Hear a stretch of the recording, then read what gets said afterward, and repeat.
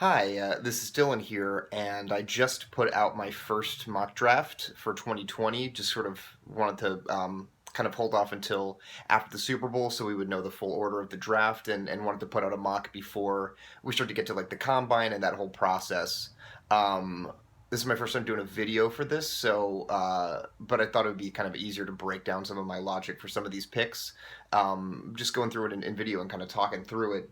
First, I want to talk a little bit about my process for how I approach these mocks. I know some people do them differently. I'm always kind of approaching it from the standpoint of what I think the logic each of these teams is going to go into this draft with as far as how they're going to approach things. I mean, some teams are probably going to be looking to pick up additional picks. I think a lot of teams are probably in that boat. I think some other teams have already picked up a lot of additional picks. You look at teams like the Dolphins, obviously. You look at the Raiders and the Jaguars. Also, both have two first round picks. Um, so we're also sort of looking at those teams and how they might be maybe making aggressive moves up the board. Um, so let's just sort of go through some of these major picks here. The first two, I honestly don't even think there's going to be too much talk after the draft. After night one about these first two picks, even though they're sort of the two most important players in this draft, and certainly I think the two best players in this draft. The Bengals, I think, are going to take Joe Burrow. I don't really see any reason why they wouldn't. And I know there's some speculation about why maybe he's going to try and pull an Eli Manning or something. I just don't see it. I think it's easy to picture Joe Burrow in that Bengals uniform. I think obviously the need is there. I think he's one of the best quarterback prospects that we've seen in a very long time, and I know that gets tossed around a lot. But I mean, he just came off of one of the best seasons we've ever seen by a quarterback in college, and I think his game translates very well to the NFL. I mean, the biggest thing that I think people will say about him is arm strength.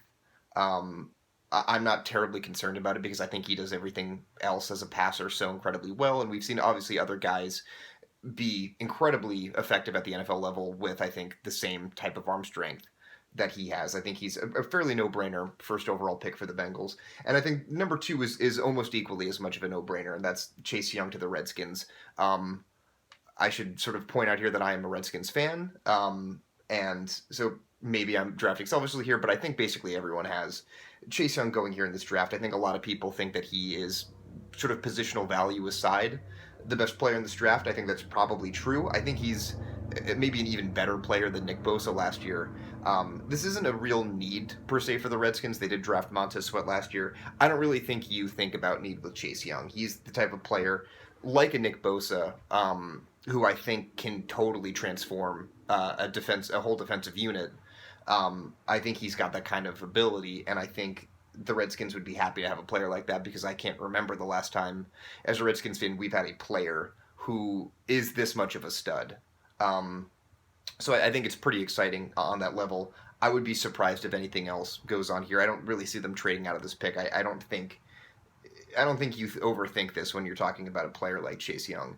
And then things start to get really interesting in terms of potential trade scenarios with the third pick. I think this is where the real action is going to happen in the draft. I would first say I would be fairly shocked if the Lions don't trade out of this pick. I think they have every incentive to. I mean, Matt Patricia and the GM Bob Quinn are both, I think, coming into a make or break season where they're going to lose their jobs if they don't get to the playoffs at least. Um, I think they're in a scenario where they could trade down very marginally. I see two teams that I think would want to trade up to that spot to make sure that they get Tua Tagovailoa. That would be the Dolphins. I think everyone, in any sort of mocks that don't have any sort of trades going on, you see him typically going to the Dolphins. I actually have him going to the Chargers here, so I have the Chargers trading up to three. The reason that I think this is the case is because I think the Chargers have a greater desperation to fill the quarterback position. I think both teams um, are going to very seriously look at the quarterback position. I think the need for the Chargers is a little bit more drastic. A, because by all accounts, they're moving on from Philip Rivers. So I think they basically have as big of a need as any team in the league to draft a quarterback here.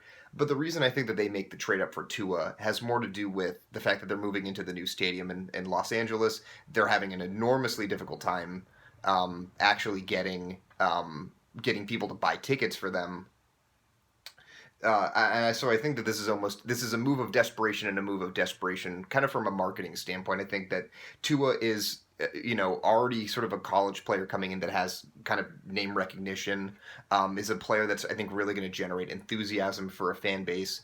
Um, so I could see them giving up a lot and somehow even giving up more than the Dolphins, who have so much draft capital to basically outbid anyone. I think the Chargers could be aggressive enough about this that the Dolphins kind of say, hey, actually we don't want to trade all these picks. We kind of want to stay here and actually try and build out a roster, with some of those first round picks that we've acquired. So I think the Chargers do get aggressive and make that move. Like I said, I don't think Herbert has the same kind of name recognition and the he's not going to generate the excitement. He's a much more, I think, kind of controversial. He's almost more like Josh Allen. I don't think a fan base is going to get as eagerly excited about him as they would Tua, and I think that the Chargers, I think the Chargers kind of need to do something like that here. Number four, I have the Giants. I foresee them taking an offensive tackle here. I would be kind of surprised if they do anything else. I think this is a really good tackle class. I think there's basically four guys who none of them would really surprise me if they went after them. I think they could almost get drafted in any order depending on what you're looking for. Just knowing what I know about Gettleman, who is really in love with, really, really big guys, I think Tristan Wirfs is the kind of offensive lineman that he would be appealing to. I think the thing I like about Wirfs a lot is that he has, I think, the versatility more than any other lineman, to play either left tackle or right tackle. I think you could probably stick him at right tackle. He might be, you could probably put him at guard as well. I've heard a lot of people speculate that he might be a guard. I think you can put him at either tackle spot. The Giants, I think, need tackles at either right or left. I think he could work there. It makes a lot of sense to me that they would go there with their pick, that they would go for an offensive tackle. Then we have the Dolphins, and I think this is a pick that will surprise many people if they stay in this spot. I think everyone just sort of assumes that they are, going to draft a quarterback, no question, in this draft. I'm not as sold on that. I think if they were to get jumped for Tua, if a team sort of hopped ahead of them and they felt like, okay, we can't give up all these draft picks, I don't know that they would force the issue on quarterback.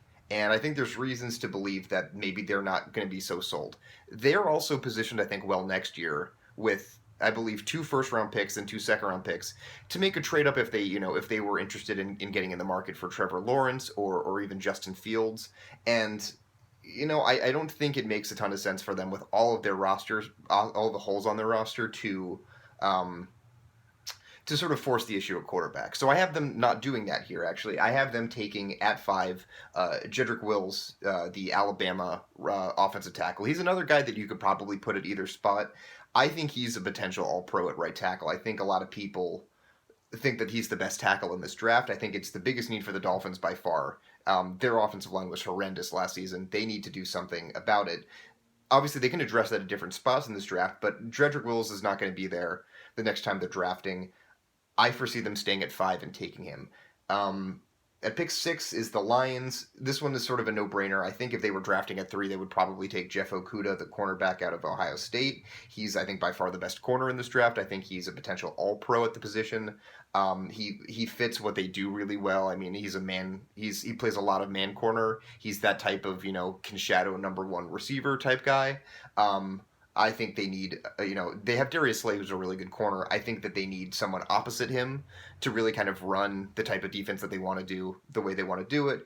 I think he's a no-brainer here, and I think it's such a steal for them to get him at six. Again, I don't think there's any way the Lions don't trade out of this pick, either maybe down to five with the Dolphins, or like I have here, down to six with the Chargers. Number seven, this is where I have another quarterback trade here, and there's some similar logic behind this one, although it's a little different. And that's I have the Raiders trading up. I have the Raiders trading up to seven, where the Panthers have the pick at seven, to draft Justin Herbert. I think Justin Herbert is a quarterback who's going to be very appealing to the Raiders. I think that they are in the market for a quarterback. I think, if they draft one, he's the sort of profile they'd be looking at. I think they want someone who is athletic, really big arm. I think he probably has the biggest arm in this draft. Very smart, cerebral. I've heard he's a very kind of quiet player. Gruden has such a big personality. get the feeling that he would like a quarterback who's maybe not going to be kind of the center of attention and a big personality in that way. Sort of someone who he can kind of manage. Because I think ultimately the Raiders are kind of, for better or for worse, a John Gruden vanity project. Um, so that pick makes a lot of sense to me. That they would be eager. They have, I think, a lot of draft capital from making that Khalil Mack trade. If they want to get aggressive about quarterback, trade some either future picks or some of the other picks they have this year to make a move like this happen. I think it makes sense. And for the Panthers, I suspect they're probably positioning themselves for a rebuild with Matt Rule coming in and having, I think, a lot of leeway. I think a trade down here, especially if it's, you're still trading down within the top 15, there's going to be a ton of good players available for them at 12 where they would move down to. I think it makes a ton of sense for them to at least be interested in a potential trade like this. 8, this is to me one that I don't think that the team should think too hard about. I think the Cardinals need more talent in their receiving core. This is an amazing draft for receivers. I think the two best guys, depending on sort of what you want, are either CeeDee Lamb or Jerry Jeudy. I probably prefer Jeudy a little bit because I really love his route running, but I think for the Cardinals, Lamb makes a lot of sense. I like both of them a lot, quite frankly. I would be really happy to have either of them on my team. I think the reason it makes a ton of sense here is I think the chemistry between a quarterback and a receiver is really important, and he already has that with Kyler Murray. They were teammates at Oklahoma. I think he would fit into Cliff Kingsbury's offense really well. Obviously, Fitzgerald's not going to be there much longer. I think having him come in and learn from a receiver like Fitzgerald is probably a huge deal. Um, I just think that that makes a ton of sense here. I know some people will probably force the issue at tackle for them. I don't think that they need to do that. I think that getting a really great receiver is getting those great skill position players is also, I think, just as important, if not more important, in some ways. I think you can manage things with the offensive line. I think you can help get it better with some interior players in some of the later rounds. CeeDee Lamb is a elite number one type receiver. Already has that chemistry with Kyler Murray. I think obviously everything they do is about Kyler Murray at this point. I think this is a very smart pick for them to make. Number 9, I have the Jaguars with their first of 2 first rounders. I think they might be looking at this tackle run here and say that they want to get one of these guys. I think that their left tackle spot has been weak for a little bit. Andrew Thomas is there. He's probably the guy I would say I think is the best tackle in this class, at least in terms of left tackle. I think he's a guy who could be an immediate sort of Pro Bowl player at that position. I think he's probably the most pro ready of the tackles. Um, I think it makes a lot of sense. I mean, they're going to be they have a tricky sort of quarterback situation right now, and I'm not exactly sure how that resolves between Minshew and Foles. I would probably go with Minshew. I thought he was impressive at least early, earlier in this season before the kind of their whole offense fell apart. I think getting him better protection. Their offensive line was really bad. That pick makes a ton of sense to me, especially knowing that you have these great tackles at the top of the board, but they're not going to be there later on for them. So Andrew Thomas from Georgia, the tackle there goes to the Jaguars at 9. At 10, sort of finishing off this kind of top 10 tackle run, and I do think that these 4 tackles could very well go in the top 10 here. I think the Browns are definitely looking at tackle, and I have them taking Mekhi Becton, the tackle out of Louisville, who's sort of been rising up boards more recently. At 11, I have another big time trade here. And again, this is it's sort of a logic similar to why the sort of Lions traded down. I think the Jaguars, I think Marone and um, Caldwell, their general manager, both guys very much on the hot seat. I think they need to kind of hit this draft out of the park. They have another first round pick next year from the Rams, as well as a first round pick this year from the Rams from the Jalen Ramsey trade. I think they get aggressive here. I think that it makes sense for them to get 2 real kind of blue chip type players out of this draft. And I think a guy who they would very well consider at 9, who I think that they make a trade up with the Jets here to try and get, because I think the Jets would be interested in trading down, is Isaiah Simmons, the sort of hybrid linebacker safety from Clemson. A lot of people think that this guy is easily a top 5 type player in this draft. Telvin Smith is sort of retired or is sort of taking a break from football. It's not entirely clear.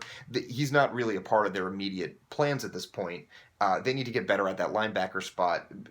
Isaiah Simmons is just a great player to have on a defense because of his versatility and all that he can do. He's similar to Derwin James a few years ago.